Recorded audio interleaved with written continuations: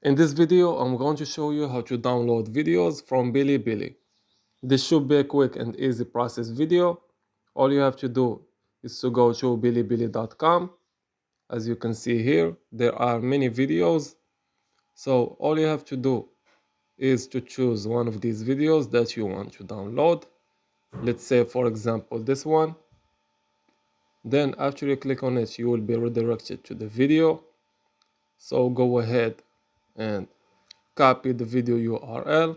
You can do it by clicking on the share button and then copying the link, or just copy the URL at the top. So after you copy it, you can hit Ctrl C, or just right click and then click on copy, then come back to snip any. This is a online video downloader, so go ahead, paste the link here, then click on download. After that, just give it some time to load for you.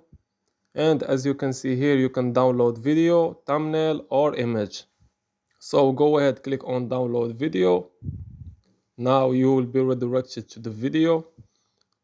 So the next step is to click on the three dots right here, then click on download. And the video will start downloading, as you can see now. So this was an easy and quick process video. As always, thank you for watching.